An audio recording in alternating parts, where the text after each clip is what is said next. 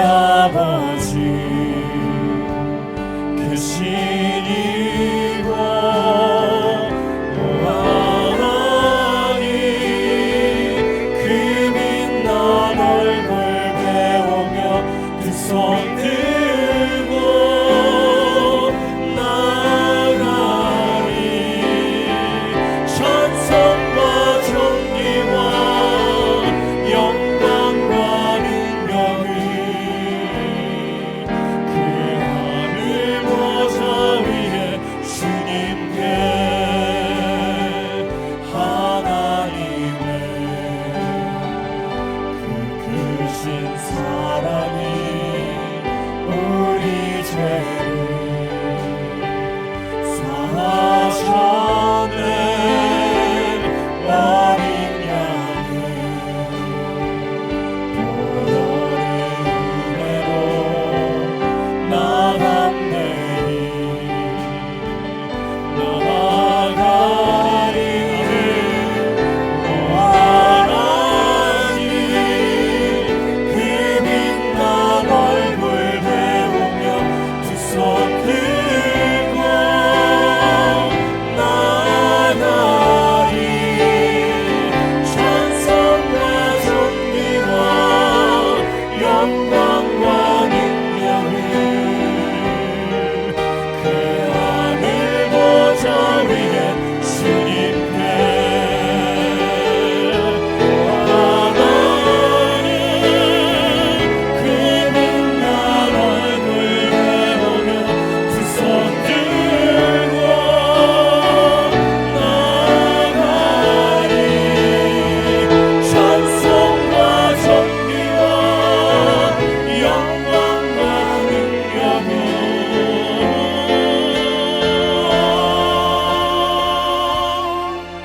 그 하늘 보좌 위에 주님께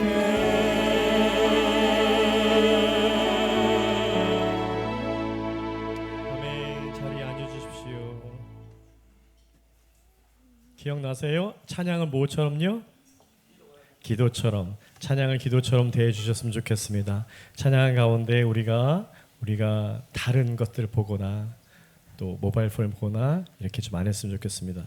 두 번째요, 우리가 4월에 찬양 올려드릴 때인데요, 중간에 좀 긴 간주가 나올 거예요. 그때 우리는 어떻게 하냐면요, 기도하시면 돼요. 찬양의 메시지를 가지고 우리가 기도하는 시간을 가졌으면 좋겠습니다. 제가 여러분의 지난주부터 찬양을 어떻게 해야 되는 건지 여러분한테 저희가 같이 나누고 있습니다. 찬양이 훈련입니다. 우리가 하나님께 귀한 찬양을 올려드렸으면 좋겠습니다. 부활의 메시지가 우리를 제사하신, 우리 사망에서 우리를 건지신 그 보혈 능력들이 우리가 계속하며 고백하며 나가는 이 한 달이 됐으면 좋겠습니다. 함께 찬양하겠습니다.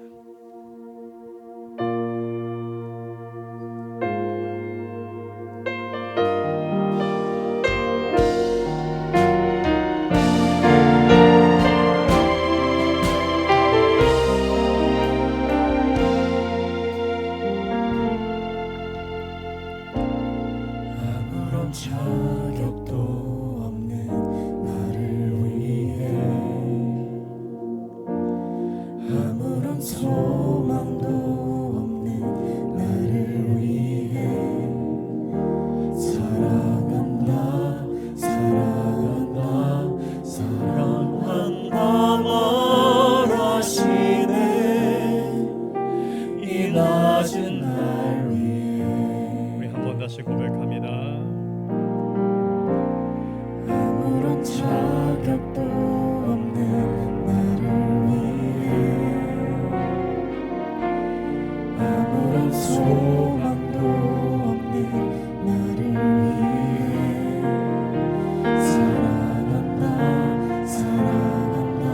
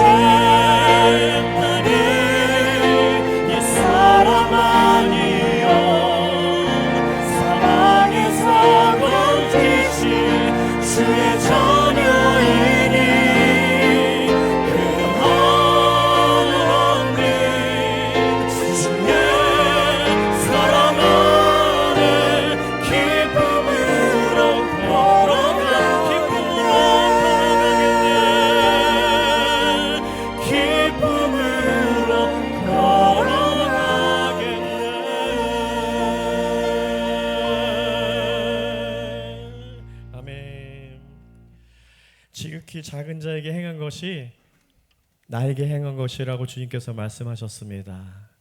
우리가 주위에 이렇게 돌아보면서 연약한 자들이 있다면 그들을 위로해주고 따뜻한 말 한마디 또 따뜻한 밥 한 끼를 사줘서 그분들의 마음이 기뻐진다면 주님의 마음도 기뻐질 것 같습니다.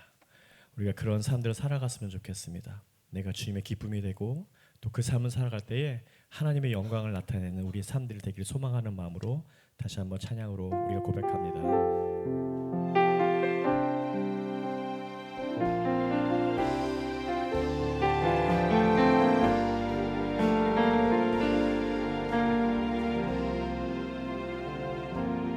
나 주님의 기쁨 되기 원하네. 내 마음을 새롭게 하소서. 새 부대가 되게 하여 주사. 주님의 빛 비추게 하소서. 다시 한번 고백합니다. 나 주님의 기쁨 되기 원하네. 나 주님의 기쁨 되기 원하네. 내 마음을 새롭게 하소서. 새 노래가 되게 하여 주사. 주님의 빛 비추게 하소서. 고백합니다. 내가 원하는 한 가지 주님의 기쁨이 되는 것. 내가 원하는 한 가지 주님의 기쁨이 되는 것. 겸손히 내 마음을 드립니다. 겸손히 내 마음 드립니다. 주님 받으옵소서. 나의 모든 것 받으소서. 나의 마음 그렇게 씻어주사. 주의 길로 행하게 하소서. 진심으로 고백합니다. 내가 원하는 한 가지 주님의 기쁨의 삶으로 주님의 기쁨이 되는 것. 내가 원하는 한 가지 주님의 기쁨이 다시 한번 고백합니다. 나의 삶 가운데 내가 원하는 우리 자녀들이 주님의 기쁨이 되는 우리 자녀들이 되게 해주시옵소서. 주님의 기쁨이 되는 것. 내가 원하는 한 가지 기쁨의 자녀로 주님의 기쁨이 우리 한 목소리 높여서 다시 한번 고백합니다. 내가 원하는 내가 원하는 한 것이 주님의 기뻐하는 가정, 주님의 기쁨이 되는 것. 내가 원하는 한 가지 주님의 기쁨이 우리 주님께 영광 올리는 삶으로 주님의 영광, 주님의 영광 모든 나라 위에 주님의 영광 온 세계 위에 하늘에 계시는 이 아버지 영광 찬양해. 우리 주님 나라 영원하리라.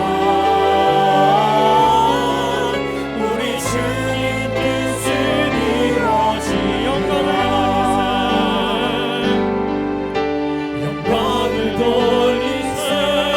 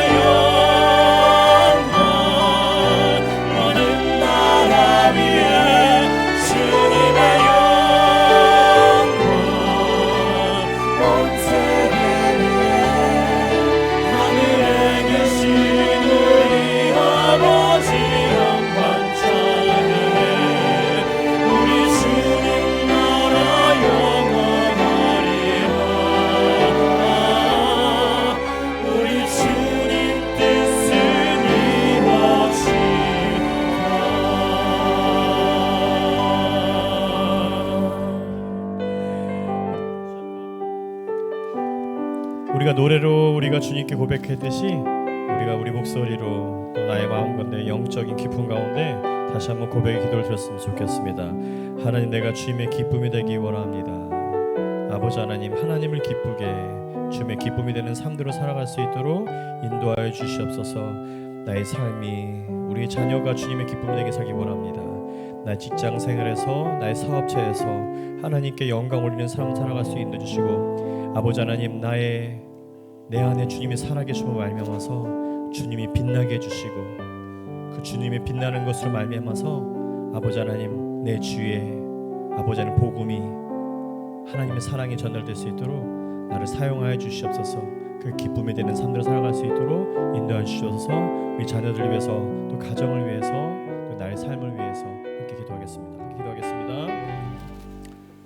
세상 모든 만물을 창조하시고 하나님의 형상대로 우리를 창조하신 임마누엘 하나님께서 너는 두려워하지 말라, 내가 너를 구속하였고 내가 너를 지명하여 불렀나니 너는 내 것이라고 말씀하신 여호와 이레 하나님 아버지, 은혜와 사랑을 감사드립니다. 세상에 많은 복을 누리고 다스리게 하셨음에도 저희는 때론 나의 욕망에 사로잡혀 더 많이 받지 못함에 불안할 때가 있었습니다. 하나님, 용서하여 주옵소서. 저희들 이미 받은 복을 누리며 전하며 서로 나누는데 부족함이 없이 저희의 믿음의 폭을, 기도의 지경을 넓히는데 온 마음과 정성을 다하여 이 시간 드려지는 예배에 참석한 세움교회 동대는 모두가 하나님을 인격적으로 만날 수 있도록 성령님 임재하여 주옵소서. 우리 하나님께서는 저희 세움교회를 사랑하시고 복 주시며 어렵고 힘든 가운데도 기적과 같은 일을 베푸셨습니다. 우리 모두가 보고 듣고 느끼게 하심을 감사드리며 그 받은 은혜에 합당한 삶을 살기로 다짐합니다. 무엇보다도 세움교회를 창립할 때 8가지 중심 가치를 알려주셨는데 그중 오늘의 제목인 책임과 역할을 두고 묵상합니다. 주변의 연약한 자들을 품게 하시고 오직 우리의 이웃과 그리스도의 흔적을 남길 수 있도록 우리의 삶을 통해 선한 영향력이 드러나게 하옵소서. 그리하여 맡겨주신 직분과 달란트대로 그 책임과 역할을 다하며 선을 이루고 덕을 세우는데 피차 권면하며 때론 우리를 힘들게 하는 세상 모든 악한 영들과 불에 맞서 싸워 승리할 수 있도록 우리 모두의 영혼에게 근육을 강하게 하시고 가정과 교회와 사회에서 믿는 자의 본이 되는 삶을 살게 하여 주옵소서. 창세기 이후부터 오늘날까지 개인의 이익과 국가 간의 이익만을 추구함으로 무수한 전쟁과 핍박과 환난이 끊이지 않고 예배의 자유마저도 빼앗기고 힘들게 지내는 수많은 영혼들이 있습니다. 지금 이 시간도 하나님은 살아 역사하시며 함께 동행하심을 믿고 말씀과 찬양과 기도로 세상을 이기는 역사가 있게 하셔서 열방이 속히 종전되고 회복되어서 안정된 삶을 살기를 성령님께 간구드립니다. 그리하여 이 땅에 살면서도 천국의 삶을 누리는 감사와 기쁨을 넘치게 하옵소서. 오늘 이 시간 예배를 위하여 마음문을 열도록 또한 시간과 수고로 헌신하던 찬양팀과 여러 부서의 손길이 있습니다. 그들을 기억하여 주시며 말씀을 대언하시는 이당배 목사님 영혼육에 강건함을 주시고 그 말씀이 듣는 우리 모두에게 삶의 지표가 되어 한 주간도 승리의 길로 인도하여 주시기를 성령님께 간절히 기도드리며 이 모든 말씀 우리 주 예수 그리스도 이름으로 감사하며 기도드립니다. 아멘. 우리 말씀 같이 보겠습니다. 우리 지난번에 계속해서 이어서 베드로후서 1장 5절에서 11절까지 있는 말씀입니다. 우리 찾으셨으면 한 목소리를 같이 읽겠습니다. 그러므로 너희가 더욱 힘써 너희 믿음의 덕을, 덕의 지식을, 지식의 절제를, 절제의 인내를, 인내의 경건을, 경건의 형제의 우애를, 형제의 우애의 사랑을 더하라. 이런 것이 너희에게 있어 흡족한즉 너희로 우리 주 예수 그리스도를 알기에 게으르지 않고 열매 없는 자가 되지 않게 하려니와 이런 것이 없는 자는 맹인이라. 멀리 보지 못하고 그의 옛 죄가 깨끗하게 된 것을 잊었느니라. 그러므로 형제들아 더욱 힘써 너희 부르심과 택하심을 굳게 하라. 너가 이것을 행한즉 언제든지 실족하지 아니하리라. 이같이 하면 우리 주 곧 그 주 예수 그리스도의 영원한 나라에 들어감을 넉넉히 너희에게 주시리라. 아멘. 지난 부활주일 전에 그 1절에서 4절까지 이야기를 나누면서 우리는 보배로 믿음이 우리 가운데 있는지에 대한 것을 말씀을 드렸습니다. 보배로 믿음이라고 한다고 했을 때의 그 믿음은 우리를 이제 변하게 하는 그런 믿음이라고 말씀을 드렸는데요. 과연 나한테 있는 믿음이 이처럼 보배로운 믿음인지를 두 가지를 가지고 확인을 한다 했습니다. 하나는 은혜와 평강입니다. 동전이 양면과 같은 은혜와 평강은 내 마음에 영향을 주는, 평안을 주는 것과 연결이 되어 있어요. 그래서 우리가 지금 그리스도인들은 좁은 문 좁은 길로 간다라고 얘기를 하잖아요. 근데 우리가 주님의 길을 걸어가는데 얼마든지 우리는 곁길로 갈 수 있거든요. 근데 그 곁길로 가는 유혹을 이길 수 있는 거가 내가 받은 은혜와 평강이 어떤 거냐라고 깨달을 때에 곁길로 가지 않거든요. 내 안에 과연 은혜와 평강이 있느냐라고 하는 것을 확인하는 거고, 또 하나는 뭐였어요? 생명과 경건이라고. 이것도 동전의 양면과 같다. 이 생명과 그 경건은 우리가 이 분주하고 혼란스러운 이 세상에 내가 어떤 길로 가야지만 되어지는가라고 하는, 마치 큰 배가 망망대해 바다를 향해 달려갈 때에 방향키를 가지고 조절해 가듯이 생명과 경건이라고 한다는 것은 내가 내 인생을 걸어가는 데 있어서 방향키와 같은 역할을 해요. 그러니 과연 내 안에 은혜와 평강이 있는가, 생명과 경건이라고 하는 이 두 가지가 내한테 있는가를 이제 확인해 볼 수 있는 거죠. 이 두 가지가 있으면 우리는 조금 늦더라도 변화가 되어진다라는 것을 말씀을 드렸어요. 그러니 오늘은 이런 질문을 하고 싶은 거죠. 보배로 믿음이 있어요. 그런데 과연 이 믿음은 자라나고 있는가, 성장하는가라고 하는 것에 대해서 말씀을 나누고 싶습니다. 믿음이 있는데 자라나지 못한다는 말은 생명이 있는데 성장하지 못하는 것과도 같아요. 그러면 내 안에 하나님이 주시는 믿음, 복음이라는 한 것이 내 안에 떨어졌는데 이것이 자라지 못하면 어떤 일들이 벌어지냐면은 오늘 성경 안에도 하나님이 우리들이 부르심과 선택하심에 대해서 굳건히 해라, 단단히 해라라고 말씀이 있거든요. 그러니까 하나님이 나를 부르셨다, 나를 택했다로 하는 것에 대해서 감흥이 없어요. 내 안에 생명이 있는데, 믿음은 있는데 자라지 못하면은 내가 하나님의 부르심을 받은 것이 뭔지, 내가 선택받았다는 것이 무엇인지를 전혀 감흥 없이 살아갈 수가 있어요. 더 나아가서는 내가 가지고 있는 믿음이 얼마나 풍성한 것인지, 하나님을 통해서 받은 구원의 기쁨이 어떤 것인지를 전혀 모르고 살아갈 수 있다는 겁니다. 그런 부분들에서 어떻습니까? 여러분들은 지금 내 안에 믿음이 있긴 있는데, 하나님을 아는 지식은 있긴 있는데, 하나님의 부르심과 또 내가 받은 구원의 기쁨이 얼마나 있는가, 그것을 경험하고 살아가시나요? 저희 교회에 등록을 하시게 되면 30주 과정의 공부를 합니다. 생명의 삶이라고 하는. 근데 저랑 같이 이제 4번을 만날 때 먼저 저랑 1대1로 4번 만나잖아요. 첫 번째 만남은 제일 먼저 하는 말씀을 가지고 나누는 게 이 말씀이에요. 왜냐하면 저희 목회가 아니기 때문에 그래요.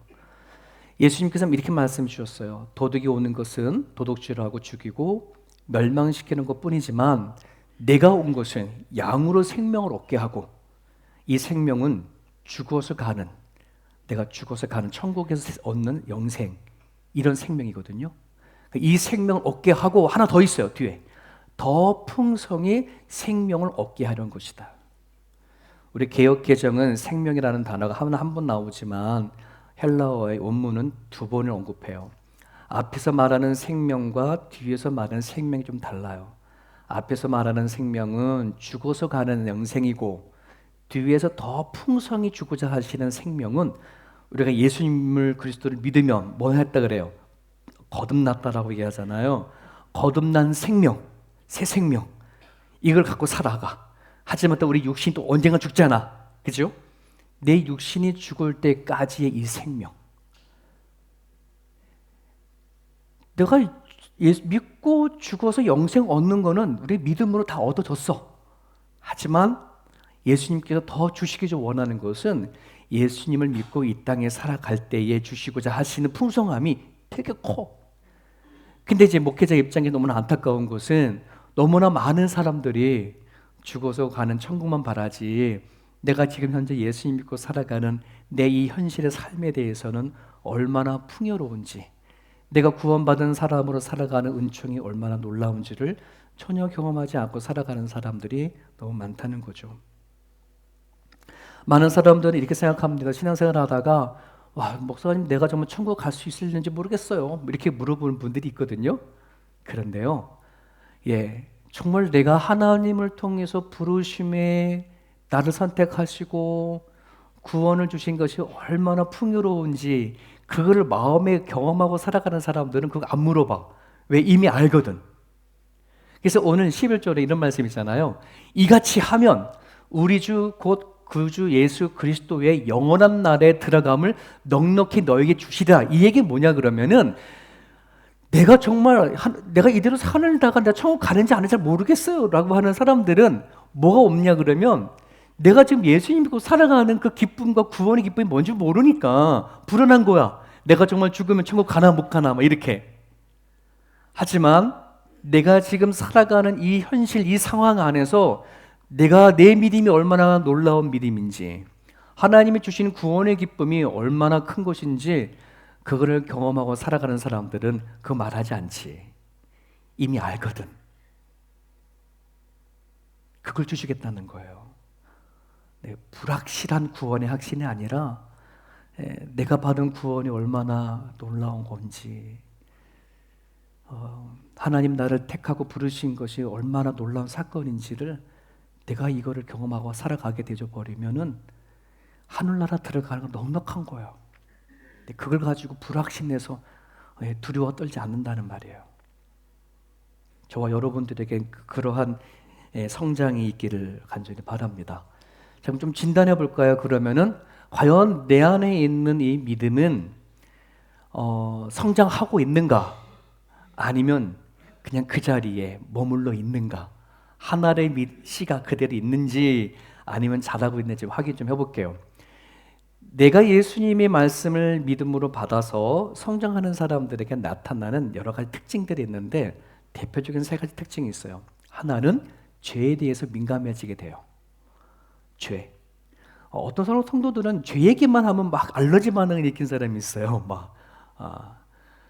내가 무슨 얼마나 큰 죄를 졌다고 막 교회 오면 회개만 시키고 막 이런다고 막 그런 분이 계시는데, 여러분 정말 내 안에요, 이 믿음이 성장하고 자라면은 하나님이 어떤 분인지 안다는 거거든요. 그죠? 여러분 죄라고 한다는 건 하나님과 나와의 단절을 얘기하잖아요. 그러니까 하나님과 가까워지면은 하나님이 당연히 싫어하는 걸 알겠지. 하나님이 뭘 원하는 걸 알겠지. 그잖아요. 그러니 죄에 대해서 민감하지 않을 수가 없는 거예요. 그러니까 내가 과연 믿음 안에 성장하는가를 뭘 알 수 있느냐?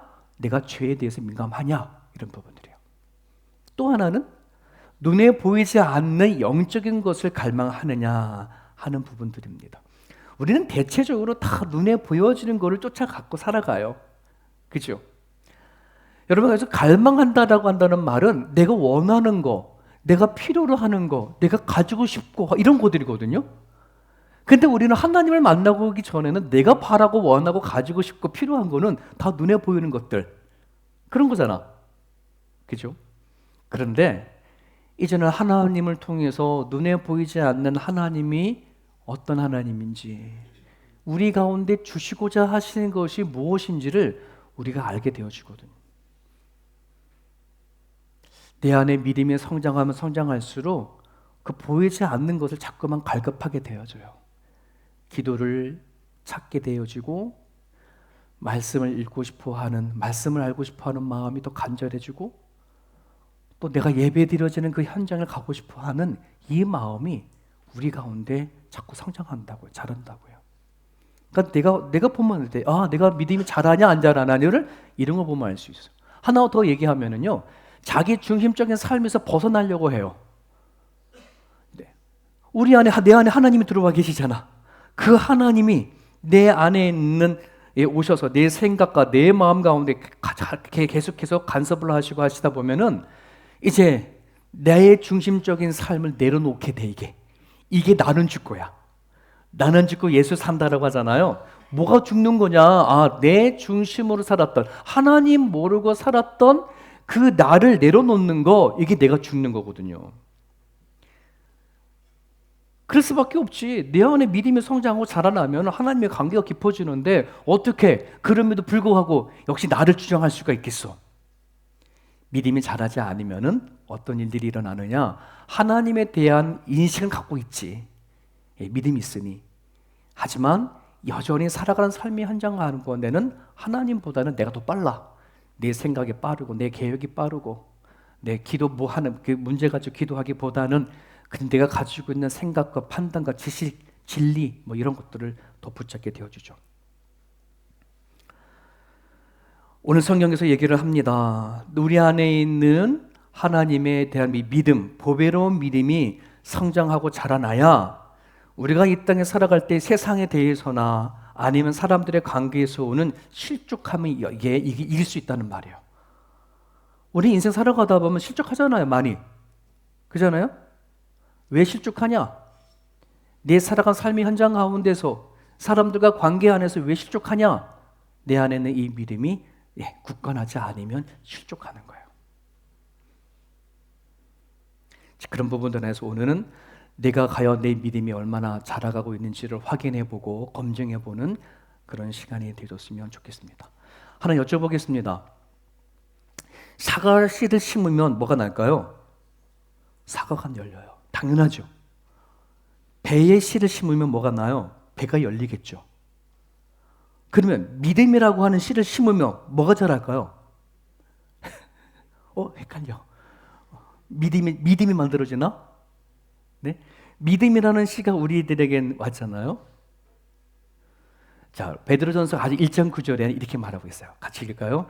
믿음의 결국 곧 영혼의 구원을 받음이라. 아, 믿음은 결국 뭘 낳는다? 네, 내 영혼을 구원받는 거야. 아멘? 네, 믿음을 가진 사람들마다는 구원을 얻으려고 해. 문제는 내 마음밭에 떨어진 믿음이라고 하는 것은 씨로 떨어졌어요? 열매로 떨어졌어요? 씨야, 씨. 이게 문제인 거야. 나는 믿음을 가지면 바로 그냥 구원 받고 싶은데, 근데 우리는 대부분 그렇게 생각하잖아요. 믿음 이꼴 구원. 안 그래요? 근데 내가 가지고 받은 그 믿음은 열매를 받은 것이 아닌, 구원의 완성을 받은 것이 아닌 하나의 씨로 내가 품게 되어졌단 말이에요. 여기 안에는 과정이 있어요. 열매만 맺는 과정, 구원을 이루는 과정이 있어.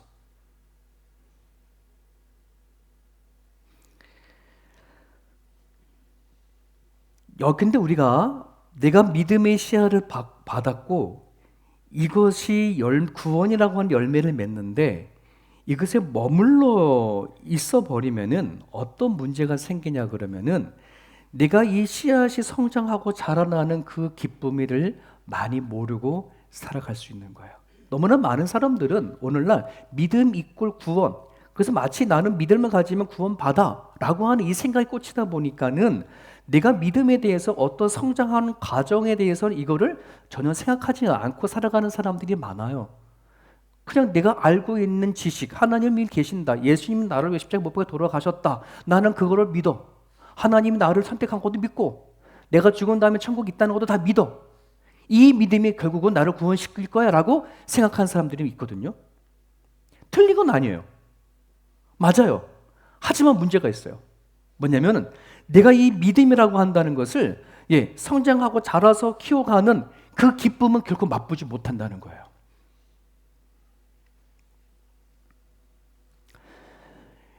여러분, 농사꾼이 농사를 해서 이렇게 사과를 맺힌 것과 여러분 돈 주고 마켓 가가지고선 돈 주고 산 사과 같은 사과야.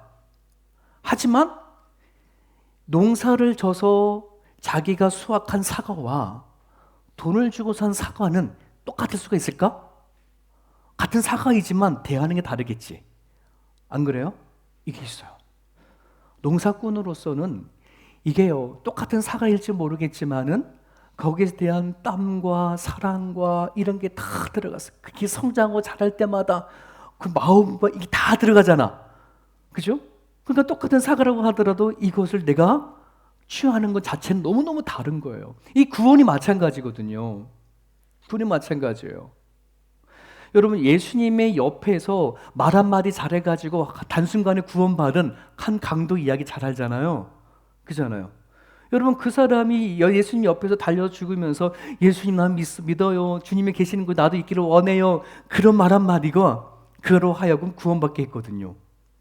한 강도가 받은 구원이나 아니면 예수님이 제자를 부르셔서 이 제자들을 3년간 가르치고 이 제자가 성령을 받아서 정말 십자가 길을 걸어가면서 그 순교 길을 걸어가서 죽어서 구원받은 이 제자의 구원, 천국 가는 구원은 똑같아.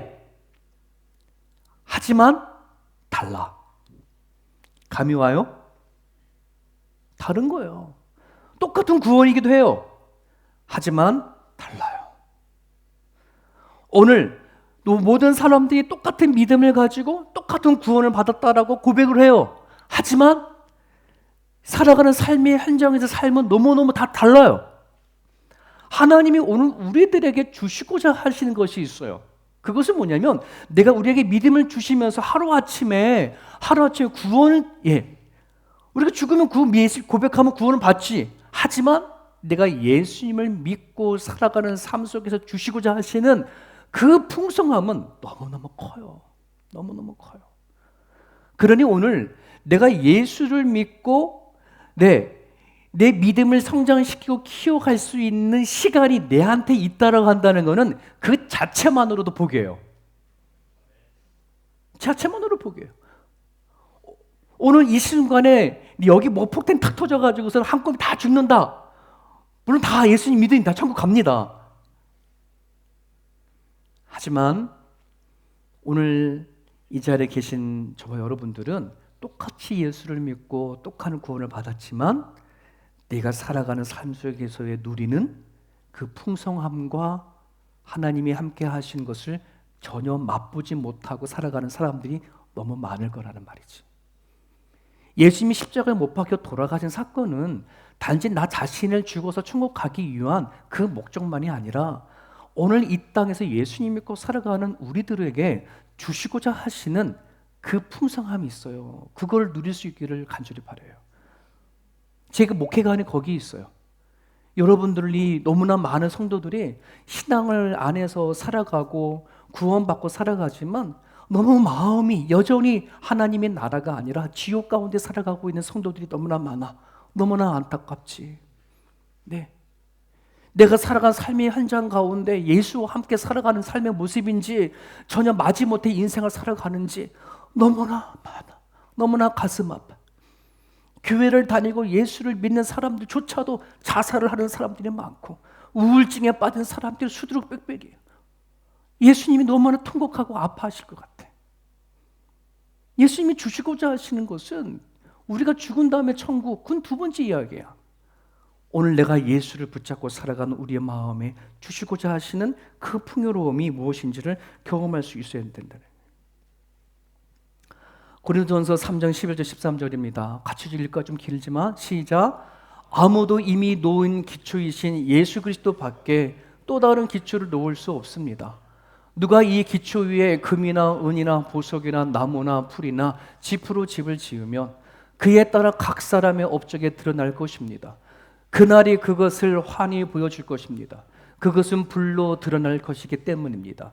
불이 각 사람의 업적이 어떤 것인가를 검증하여 줄 것입니다. 여러분, 오늘 우리들의 믿음을 갖고 구원 안에 살아가는 삶 속에 내가 어떤 삶을 살아가느냐라고 할 때에 우리는 언젠간 이 자리에 계신 저나 여러분 모두가 다 하나님 앞에 서요. 저기서 불이라고 한다는 것은 하나님의 임재, 하나님의 심판입니다.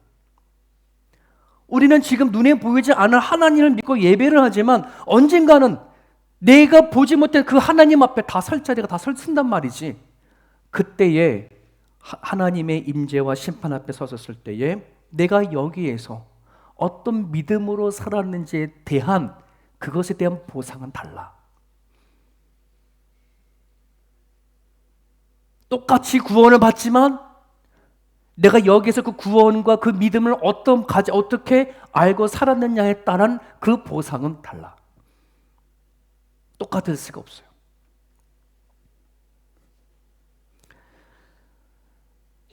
사랑하는 여러분, 오늘 저나 여러분들이나 누구나 할 것 없이 내가 지금 죽지 않고 예수님 믿고 살아가는 삶이 확보가 되어져 있다면, 오늘도 살고 내일도 살 수 있다면 이거는 하나님이 우리에게 주시는 복입니다.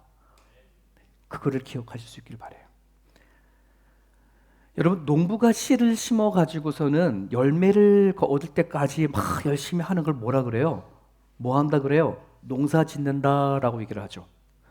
우리의 마음밭에 떨어진 믿음이라고 하는 이 씨앗을 하나 구원이라고 하는 열매를 맺혀져 가는 데 있어서 이거를 가꾸고 하는 것을 뭐라 얘기하냐 그러면 이거를 경건이라 얘기합니다. 여러분, 경건 훈련이라는 말 많이 들어보셨죠? 경건을 훈련한다, 이 말이 무슨 말이냐? 내 안에 떨어져 있는 믿음의 이 씨앗을 잘 가꿔서 뿌리를 내리게 만들고 싹을 틔우고 줄기를 뽑고 잎을 맺히고 꽃을 피우고 열매를 맺는 과정까지를 열심히 해나간다는 걸 얘기를 해요. 오늘 말씀에 이런 말씀이 있죠. 그 1장 5절 7절 그러므로 너희가 더욱 힘써 너희 믿음의 덕의 지식을 이렇게 쭉 나와요. 여러분, 이 믿음과 덕과 지식과 절제 하나하나가 독립된 열매가 아니라, 독립된 것이 아니라 믿음부터 출발돼서 거기 더하라는 말이에요. 그 위에 얹어라 이런 얘기거든요.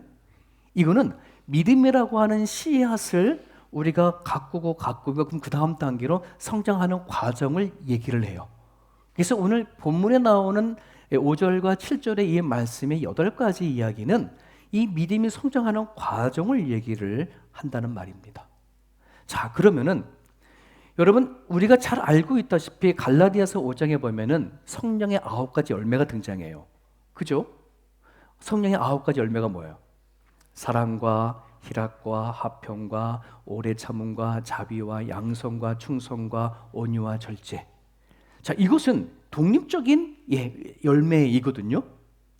근데 이것은 성령의 열매라고 하니까 성령이 아니면 얻을 수 없는 거야. 하나님이 주셔야 맺혀지는 거예요. 이해 되셨죠? 우리가 성령을 구하고 찾고 두드려서 내가 성령 충만함으로 살아가겠지면은 이 열매가 내 가운데 생긴다는 말이지. 자, 그러면 이 열매와 오늘 지금 여기서 말하는 이 믿음이 성장하는 것하고는 차이가 있어요. 저기서 보면 너희가 힘써라고 하는 말을 하게 되면 이거는 하나님이 줘야지 되는 거예요? 내가 힘써서 키워가는 거예요? 이건 우리들의 몫이에요. 이해됐습니까? 네, 나는 믿음이라는 걸 받았어요. 이거를 나는 힘써서 키워가야 되는 것은 우리들의 몫이야. 그러면서 그 성령의 열매는 뭘까? 우리는 왜 성령의 열매를 구할까? 이거는요, 내 믿음을 성장하고 가기 위해서 정말 절대적으로 필요한 영양분과 같아요. 거름과 같아요. 농사 짓는 분들 잘 아시죠? 땅이 건강하고 땅이 풍성해져야 열매가 저절로 나는 거예요. 땅이 죽으면 아무리 땀 흘려 노력한다고 하더라도 자라지가 않아. 성령의 9가지 열매는 내 안에 있는 믿음을 키워나가는 데 있어서요 절대적인 거예요. 근데 이건 얼마나 귀한지 몰라요. 이해됐을까요? 그래서 우리는 성령을 구해. 내 안에 9가지의 열매가 내 안에 주어져 버리면 이 믿음을 성장시켜 가는 데서는요 너무나 수월하게 이 믿음의 성장의 과정이 일어나요. 그럼 그 하나하나의 과정을 볼게요. 오늘 성경에 뭐라 그러냐면 믿음의 덕을 구하라. 믿음이 믿음인데 거기를 뭘 더해야 돼? 그 다음 단계가 뭐예요? 덕이야. 그러면 이거를 저게 뭐지? 라고 생각하면 반대로 생각하면 돼. 어떻게? 그럼 덕이 없는 믿음이 뭔데 거기다가 믿음에다가 덕을 더하라고 얘기를 하느냐 하는 부분들이죠. 우리 많은 사람들은 그냥 믿음이면 다 된다라고 생각하는 사람들이 되게 많거든요. 그렇지만 여러분, 하나님은 우리들에게 믿음을 주시는 것이 야 너만 믿고 천국 와라 이렇게 주시는 게 아니에요. 우리들의 믿음은 누군가에게 영향을 끼치도록, 아멘? 예, 내 믿음과 내 신앙이 누구에게 영향을 주셔서 또 다른 누구에게 복음을 전하는 역할을 하는 것이기 위해서 우리한테 뭘 줬어요? 믿음을 줬어요. 근데 그러려면 내 믿음에는 반드시 뭐가 더 들어와야 되냐 그러면 조금 더 쉽게 말하면 섬김 이거예요. 믿음이 있는데 섬김이 없어. 그럼 그 사람 자체로만 믿음 갖고 살아가는 것이지 남한테는 아무 유익이 되지 않아. 오늘날 믿음이 있는 사람들이 세상 사람들에게 손가락질 받는 이유는 뭐냐면 네 자신만 좋은 거지 뭐 이렇게 되는 거거든. 안 그래요? 하나님은 그런 믿음 원하지 않아요. 내가 믿음이 있느냐, 값이야를 받았느냐, 이제는 여기다 자라야 돼. 뭐가 더 자라야 돼? 섬김이 들어와야 돼. 그 다음 단계 뭐예요? 덕의 지식을 더하라는 겁니다. 섬김에다가 지식을 더하는 거예요. 그럼 이걸 이렇게 생각하면 돼. 지식이 없는 덕이 뭔데 그 지식을 더하라 얘기를 하느냐. 섬김이 이게 섬김인데 하나님을 모르는 그런 섬김은 이게 뭐가 될까요? 하나님의 아는 지식이 없이 섬기는 것들은요, 이건 뭐가 되냐면 박애주의가 돼요. 우리는 믿는 사람이나 믿지 아니하는 사람들이나 사람을 궁일히 여기는 마음을 가진 사람들이 더러 많아요. 그렇잖아요? 우리는 알고 있는 수많은 역사 속에서의 위대한 인물, 슈바히처도 우리가 신학적으로 보면은 그 사람은 하나님에 대한 믿음과 하나님의 말씀에 대한 순종이 아니라 그런 박애주의자다라고는 얘기를 하거든요. 하나님이 지식이 없으면 내가 가지고 있는 선함, 내가 가지고 있는 착함, 이거를 가지고 그냥 뭐 하는 거예요? 섬기는 꼴이 되죠. 하나님은 그거 원하지 않아요. 그래서 우리가 섬기되 뭐가 들어야 된다? 하나님이 지식 안에 섬기기를 원하고 있어요. 그 다음에 지식에 뭘 더하래요? 절제. 그러면 반대로 이렇게 생각하면 돼. 절제가 없는 지식이 과연 뭐냐라고 한다는 부분들입니다. 절제가 없는 지식은요, 누가 뭐라고 하더라도 이건 교만이에요. 네. 지식은 절제가 있어야 돼. 내가 잘났어. 내가 하나님 모든 걸 다 아는 것처럼. 네. 나 위에는 없는 것처럼. 이거는 정말 교만이에요. 이처럼 우리는 그 다음날 성장하는 데 있어서 뭘 집어넣으라고요? 지식 위에 절제. 그 다음에 절제 위에 뭐 하래요? 인내를 더한다. 그러면 인내가 없는 절제가 뭐냐라고 얘기를 하는 겁니다. 인내가 없는 절제는요, 너무나 쉽게 포기가 되어버리고 너무나 쉽게 좌절해버립니다. 뭔가 나름대로 열심히 해나가지만은 어떠한 것에 탁 부딪혀버리면 쉽게 내려놓는 성향들을 가지고 있는 사람들이 있어요. 그냥 쉽게 포기해버리고 놔버리는 거. 네, 이런 경우 안에는 내가 뭐 하는 거예요? 절제가 있지만 인내를 더할 사람이 더해야 된다는 거예요. 인내의 경건을 더하라. 이건 질문 더 거꾸로 합니다. 경건이 없는 인내는 과연 무엇이냐라고 한다는 겁니다. 이거는 고집이 되어버려요. 여러분, 경건이라고 한다는 것 자체는 우리가 하나님의 말씀 안에서 나를 살펴보는 것인데, 하나님의 말씀을 가지고 내가 인내를 해도 가야 되는데 그렇지 아니하면은 내 인간적인 고집을 갖게 되어져요. 하나님이 없는 내가 가지고 있는 인내로만 간다 그러면 그거는 고집이에요. 외굴수예요. 하나님은 때로는 내려놓을 땐 내려놓으라 얘기합니다. 쥐었던 거 놓으라 할 때 놓으라고 얘기도 합니다. 자, 그 다음에 경건에 뭐를 넣으래요? 형제 우애를 더하라. 형제 우애가 없는 경건은 이거는 의로운 성인일 뿐입니다. 기도와 예배를 하지만 공동체에 대해서는 별로 관심이 없게 되어져 버려요. 사랑하는 여러분, 경건에 힘쓰는 사람들도 있어요. 하지만 여기에 뭘 더하래요? 그 다음 단계는 형제를 사랑하는 마음이 들어가야 돼요. 하나님을 사랑하는 것만큼 뭐 하라 그래요? 요한일서에 사람을 사랑하라 라고 얘기를 하고 있어요. 하나님을 품는 만큼 사람도 품으라라고 얘기를 하고 있습니다. 이게 내 경건에 형제를 우애를 더하는 겁니다. 형제 우애에 뭘 더하라고 합니까? 사랑입니다. 사랑 없는 형제 우애는 무엇이 되어지냐 그러면 사랑 모든 것들이 의무가 되져 버려. 사랑 없이 형제 우애만 가지고 하더라 보면 공동체를 사랑하고 품지만 사랑이 없는 공동체를 품어버리면 다 의무감이에요. 그래서 여러분, 믿음에서 쭉 성장하고 성장을 맨 꼭대기에 사랑이 있거든요. 이 사랑이라는 것이 왜 거기 꼭대기가 있냐면 내가 지금까지 믿음을 갖고 성장해왔던 그 모든 것들이 그냥 단지 의무마음으로서 하는 것이 아니라 하나님을 통해서 받은 사랑으로 인해 그 크신 은혜를 통해서 하는 자원하고 기뻐하는 것이 되어줘야 돼요. 여러분, 농사 짓는 사람들 보면 두 종류 사람들이 있어요. 열심히 땀 흘려서 곡식을 열매를 만들어서 먹기 살기 위해서 일하는 노동자들, 농사 일꾼들은요, 그건 너무나 힘들어요. 고통스러워요. 땀 흘리고 막 하더라도 이 열매에 대한 대가를 얻지 못하면, 값을 얻지 못하면 그 모든 것들은 다 부숴 엎어버리잖아요. 안 그래요? 하지만 이 열매를 얻기 위해서 정말 기쁨으로 성장하고 자라기 위해서 내가 정말 아름다운 열매를 맺기 위해서 자원으로 농사를 짓는 사람들은 그 과정을 다 뭐가 돼요? 기쁨이 되어지고 감사가 되어지고 은혜가 되어지죠. 하나 내 키워나갈 때 오는 즐거움과 기쁨을 함께 누릴 수 있어요. 사랑하는 여러분, 이거를 사모하십시오. 하나님이 저기 산골 같은 깊은 곳에 우상만 섬기고 살던 아브라함을 불러가지고 믿음의 조상으로 세워갈 때에 그의 믿음의 여정을 보십시오. 믿음이 좋은 아브라함을 부른 게 아니라 믿음이 없는 아브라함을 불러서 그가 살아가는 삶의 그 순간순간의 현장마다 하나님은 찾아가 주시고 만나 주시고 간섭하셔서 끝내는 자기의 아들 약속을 받은 이삭을 모리아산에 바칠 만한 그 믿음의 자리까지 가는, 거기에는요 하나님의 믿음의 과정과 여정이 있기 때문에 그래요.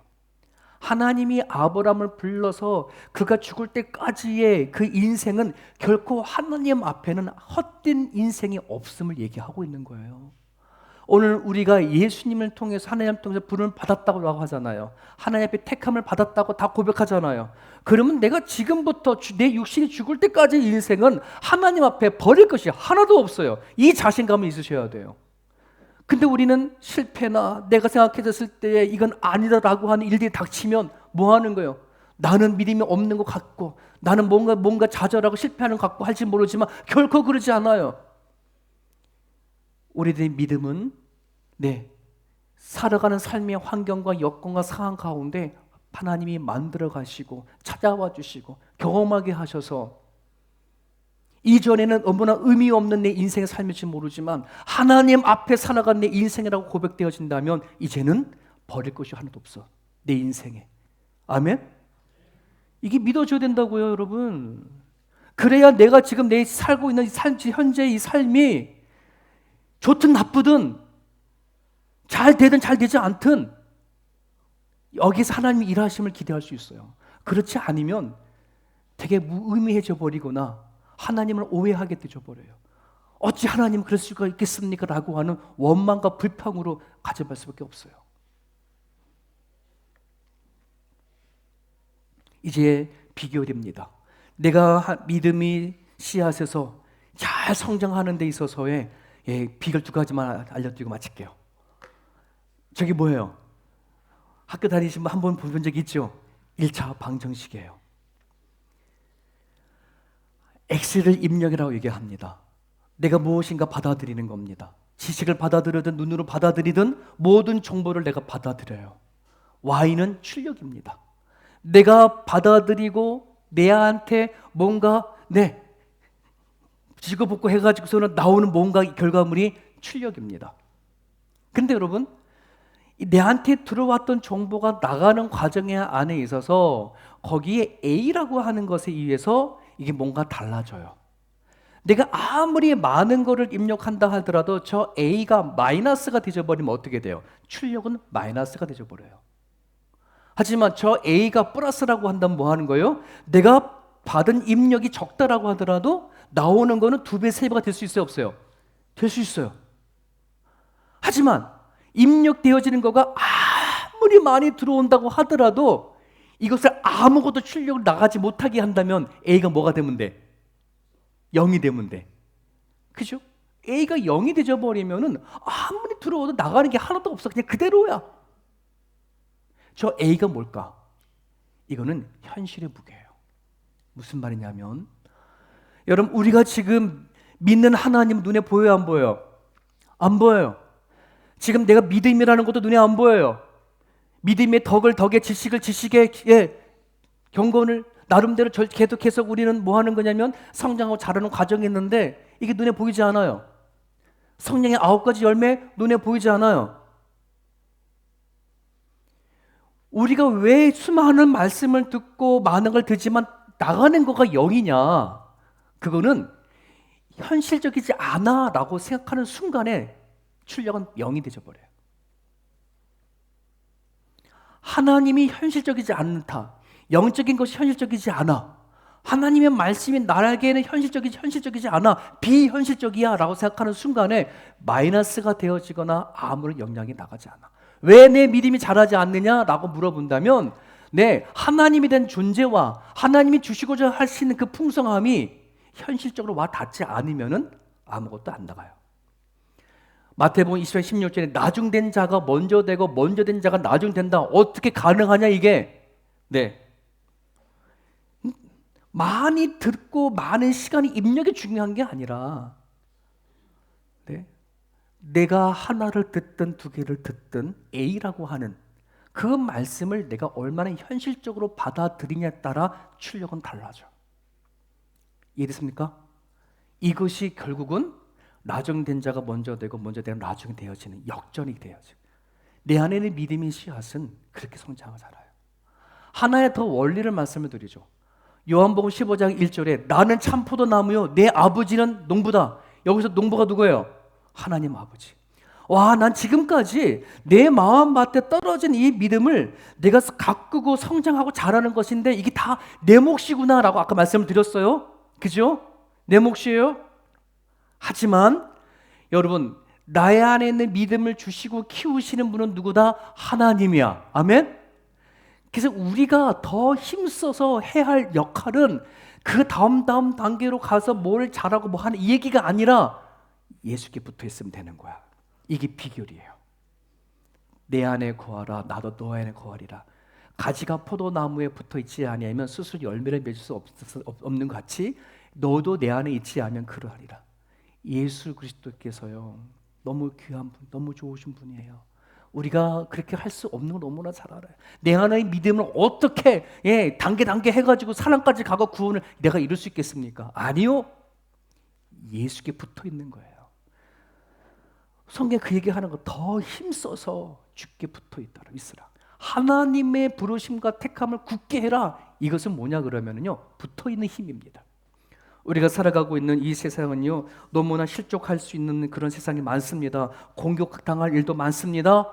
하지만 하나님께 기도하십시오. 어떻게 기도하느냐? 에베소 1장에 있는 말씀처럼 나의 마음의 눈을 밝혀주세요. 하나님, 하나님의 부르심의 소망이 어떤 것인지, 성도에게 주시고자 하시는 기업의 영광의 풍성함이 무엇인지 알려주세요. 깨닫게 도와주십시오. 하나님을 나를 부르시고 택했다는데 그것이 현실적으로 구체적으로 무엇인지 알려주십시오. 이 기도를 할 수 있기를 바랍니다. 우리 같이 한번 기도하겠습니다. 이 시간 기도 말씀 붙잡고 기도하실 때 힘써서 주님을 붙잡게 해달라고. 우리가 할 수 있는 노력, 그 능력은 많지가 않아요. 주께 붙어 있으면 됩니다. 우리 살아가다 보면은 나를 실족해 하는 일들이 너무나 많고요. 나를 공격해오는 것도 많고요.